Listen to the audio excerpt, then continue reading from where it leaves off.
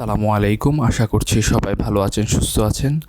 আজকে আপনাদের জন্য নতুন একটি ভিডিও টিউটোরিয়াল নিয়ে আসলাম। আজকে টিউটোরিয়ালটি হচ্ছে অ্যাভারেজ ফাংশনের উপর। আমরা সবাই জানি এক্সেলের বহুল ব্যবহৃত ফাংশন এটি। এই ফাংশনের সাহায্যে আপনারা কোনো জিনিসের, কোনো সংখ্যার, কোনো ডেটা সেটের গড় বের করতে পারবেন।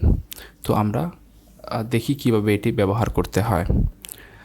দেখুন, এখানে কয়েকজন শিক্ষার্থীর তিনটি সাবজেক্টের পাওয়া মার্কস দেওয়া আছে।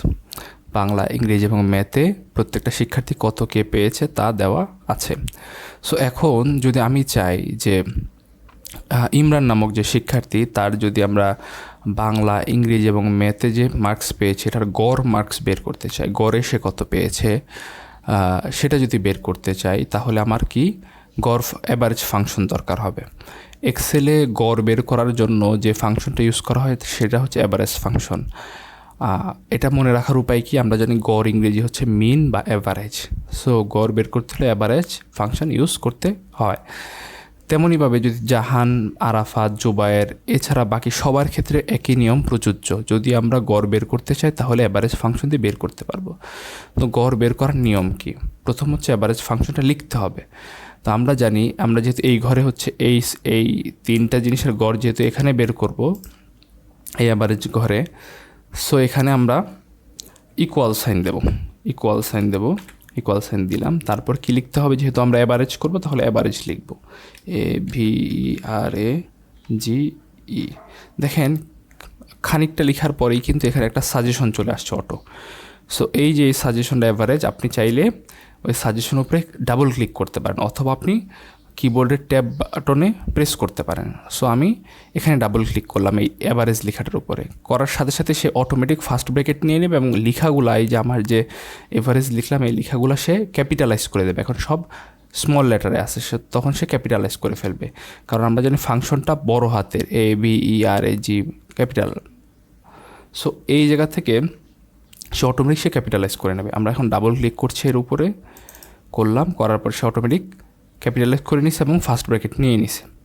তো এখানে নিচে দেখেন সাজেশন দেখাচ্ছে কীভাবে অ্যাভারেজ ফাংশনটা করতে হবে। অ্যাভারেজ ফাংশনটা লেখার নিয়ম হচ্ছে অ্যাভারেজ লিখতে হবে, তারপর ফার্স্ট ব্র্যাকেট দিতে হবে। হ্যাঁ, আমরা অ্যাভারেজ লিখছি, ফার্স্ট ব্র্যাকেট দিচ্ছি, কিন্তু এখানে বলা নাই যে ইকুয়াল সাইন, কিন্তু ইকুয়াল সাইন দিতে হবে। প্রত্যেকটা ফাংশন লেখার সময় equal sign must. So then equal sign must. Then এই যে ফার্স্ট ব্র্যাকেট দিলাম, তারপর বলছে নাম্বার 1 দাও, তারপর আমরা নাম্বার 1 দিলাম। তারপর বলছে কি কমা দাও, সরি আমি ম্যানুয়ালি লিখতেছি, কি আমি 85 লিখলাম, তারপর কমা দিলাম। পর বলছে নাম্বার 2 দাও, নাম্বার টুর দুই পাশে কী দেওয়া আছে, স্কোয়ার ব্র্যাকেট বা থার্ড ব্র্যাকেট। আমরা জানি স্কোয়ার ব্র্যাকেট বা থার্ড ব্র্যাকেট থাকলে সেটা ম্যান্ডেটরি না, এটা অপশনাল। এক্সেলে কোনো ফাংশনের মধ্যে যদি প্যারামিটারের জায়গায় থার্ড ব্র্যাকেট বা স্কোয়ার ব্র্যাকেট থাকে তাহলে বুঝে নিতে হবে, এটা না দিলেও আপনার ফাংশন কাজ করবে। সো আমাদের যেহেতু সংখ্যা, আমাদের তিনটা যেহেতু না মার্কস, তিনটা যেহেতু সাবজেক্টের মার্কস, সেহেতু একটা দিচ্ছি, আরও দুইটা আমার লাগবে।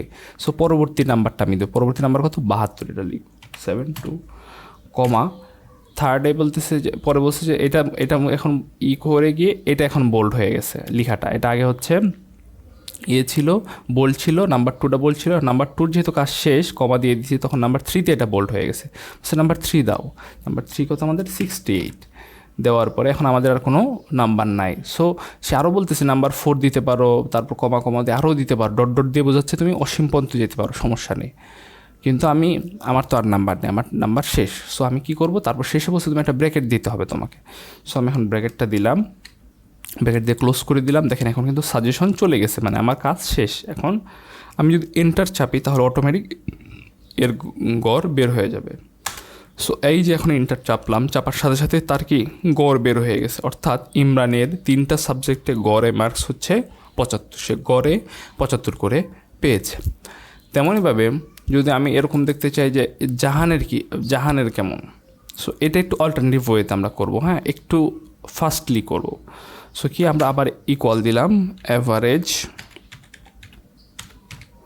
তারপর আমরা এখন ট্যাব বাটন প্রেস করব কিবোর্ডের, তাহলে সে অটোমেটিক ফার্স্ট ব্র্যাকেট নিয়ে নেবে। এখন কি বলছে, নাম্বার 1 দাও, কমা দাও। আমরা কিন্তু আগে কমা দিয়ে করছি। সো এখন আমরা কমা দেবো, কিন্তু এখন আর আমরা ম্যানুয়ালি সংখ্যাটা আমরা ইনপুট দেবো না। কি করব, জাস্ট যেই নাম্বারগুলো আছে এই ঘরে জাস্ট ক্লিক করবো। আমরা 37 চাই, তো 37-এ ক্লিক করলাম।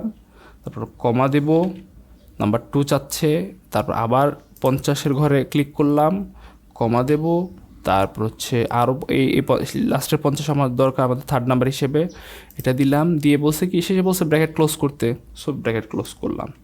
তো দেখেন এখানে কিন্তু আমি কি সংখ্যা দেই নাই, সংখ্যার পরিবর্তে ঘরের নাম বা সেলের নাম দিছি প্রত্যেকটা। এই যে প্রত্যেকটা জিনিস, এই যে একটা এটা এটা এটা এটা এটা প্রত্যেকটা কী বলতেছি, এগুলোকে বলতেছি আমরা সেল বা ঘর, বুঝছো এগুলা। তো এই প্রত্যেকটার নাম আছে, দেখেন এই যে এটার উপরে ক্লিক করবেন, এটার নামটা কোথায় পাবো, আপনি বেরও করতে পারবেন। আপনি যদি চান যে আমি বের করতে চাই না নামটা কোথায়, ঠিক যদি এই যে বা পাশের উপরে যদি এই জায়গাটায় আসেন, J7, এই ঘরটার নাম হচ্ছে J7, এই ঘরটার নাম হচ্ছে K6, এই ঘরটার নাম হচ্ছে H13, প্রত্যেকটা ঘরের নাম আছে। এটা কীভাবে নামকরণ করা হয় সেটা অন্য একটা ভিডিওতে আমরা দেখব। যাই হোক, তো এখানে যখন আমি এরকম দিলাম, এখানে কিন্তু আমি ঘরের নাম দিছি, দেওয়ার পর বা সেলের নাম দিছি, দেওয়ার পর যদি আমি এখানে এন্টার চাপি তাহলে কিন্তু সে আমার অ্যাভারেজ দিয়ে দেবে। দেখেন আমাকে সে কিন্তু অ্যাভারেজ দিয়ে দিচ্ছে।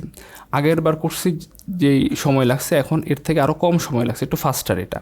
সো এর থেকে আরও ফাস্টার কীভাবে করা যায়, এর থেকে ফাস্টার করা যায় আমরা যদি রেঞ্জ ব্যবহার করি। তো আমরা ইকুয়াল সাইন দিব, দেওয়ার পর লিখব অ্যাভারেজ, অ্যাভারেজ দিলাম, দেওয়ার পর এখানে এখন ডাবল প্রেস করি। দেখেন এখন কি করব, আমরা একটা একটা করে দেবো না, আমরা রেঞ্জ দেবো। রেঞ্জ আমরা জানি যেটা শুরুটা দিতে হবে এবং তারপর কোলন দিতে হবে এবং শেষটা দিতে হবে। তো শুরু হচ্ছে আমাদের এইটা, এখানে ক্লিক করলাম, তারপর কোলন দিলাম, দেওয়ার পর কোলন দিলে অটোমেটিক আবার C4 লিখে নেয়। তো আমরা জাস্ট C4 কেটেও দিতে পারি, অথবা শেষেরটা যদি ক্লিক করেন C4 অটোমেটিক চলে যাবে। তো শেষেরটা ক্লিক করলাম, সেটা ক্লিক করার পরে সে কি অটোমেটিক সে নিয়ে নিছে সবগুলাই, এই মাঝের যা সবগুলা নিয়ে নিছে, নিয়ে তারপর আমরা ব্র্যাকেট ক্লোজ করে দেব, ক্লোজ করে দিয়ে এন্টার চাপলেও এটা কি অ্যাভারেজ নাম্বার চলে আসছে। সো এখানে ইমরান, জাহান, আরাফাত তিনজনেরই হচ্ছে আমরা কি তিনটা সাবজেক্টে পাওয়া অ্যাভারেজ মার্কস বের করে ফেলছি। এখন আমি চাচ্ছি যে এই সিস্টেমটা, এখন দেখেন এই তিনটা থেকে সবচেয়ে বেশি ফাস্টার কিন্তু সবচেয়ে নিচেরটা সর্বশেষ যেটা করছি এটা কিন্তু সবচেয়ে বেশি ফাস্টার, এটার থেকে এটা ফাস্টার, এটার থেকে আবার এটা আরও বেশি ফাস্টার। সো আমরা রেঞ্জ ব্যবহার করে খুব দ্রুত করতে পারি। এখন কি আমরা চাচ্ছি এই নিচেরগুলোতেও সেম যেন প্রত্যেকটা জুবায়ের, সৈকত, রাকিব, বাইজিৎ, ফয়সাল প্রত্যেকটারই যেন তাদের গড় মার্কস এখানে নিচে চলে আসে। সো এটার জন্য আমরা কী করতে হবে, আমরা কি একটা একটা করে আবার এরকম লিখব না, এখানে যেহেতু আমরা ফাংশন ইউজ করছি অলরেডি, যে এই ফাংশনটা কী করবে, এই তিনটা গড় করে নিয়ে এখানে বসাবে। সো প্রত্যেকটাই যেন এই কাজটা হয়। তো কী করতে পারি আমরা, যে এইটার মধ্যে আমাদের যেই ঘরটার মধ্যে আমাদের ফাংশন থাকবে, এই ঘরের মধ্যে যাব, গিয়ে রাইট বটম কর্নার অর্থাৎ ডান পাশের নিচের কর্নারে যাবো, এই যে এই জায়গাটায় নিয়ে গেলাম। দেখেন তখন মাউসটা চেকন হয়ে যাবে, এখন মোটা আছে মাউসের কার্সরটা, তারপর চেকন হয়ে যাবে। তো এই নিলাম, নেওয়ার পর দেখেন এখন চেকন হয়ে গেছে। যখন চেকন হয়ে যাবে তখন আপনি আপনার মাউসের বাম পাশের বাটনটা, মাউসের দুইটা button, right button, left button, বাম পাশের বাটনটা বা লেফট বাটনটা প্রেস করে ধরে নিচে নিয়ে আসবেন, নিচে নিয়ে আসতে থাকবেন, নিচে যে যতটুকু আপনি চান, আমি এতটুকু পর্যন্ত প্রত্যেকটা ঘরেই চাচ্ছি। সো নিয়ে এসে জাস্ট আপনি ছেড়ে দিবেন, মাউসের লেফট বাটনটা ছেড়ে দিলে অটোমেটিক সে প্রত্যেকটা ঘরের কী করে নেবে, সে হচ্ছে অ্যাভারেজ করে নেবে। তো আপনার কিন্তু ম্যানুয়ালি লাগতেছে না। দেখেন এখন আপনি চেক করতে চান যে আসলে এগুলা এই ফাংশনগুলা অ্যাভারেজ ফাংশনটা প্রত্যেকটা ঘরে আছে কিনা, এটা যে কোনো একটা ক্লিক করেন, করে উপরে তাকান, উপরে তাকিয়ে দেখেন এই যে দেখেন ফর্মুলা বার বলে এই জায়গাটাকে, ফর্মুলা বার, এই যে এখানে ক্লিক করার সাথে এখানে ধরার সাথে সাথে মাউসটা নিজে লেখা আসছে ফর্মুলা বার। তো ফর্মুলা বারে দেখাচ্ছে এখানে কি করছে, এই জায়গায় 51 কীভাবে আসছে, এখানে ইকুয়াল সাইন দিছে, তারপর অ্যাভারেজ দিছে, তারপর C9 থেকে E9, C9 মানে কি এই ঘর থেকে E9 পর্যন্ত দিয়ে ব্র্যাকেট ক্লোজ করছে, তাই এখানে কি অ্যাভারেজ ফাংশন হয়েছে।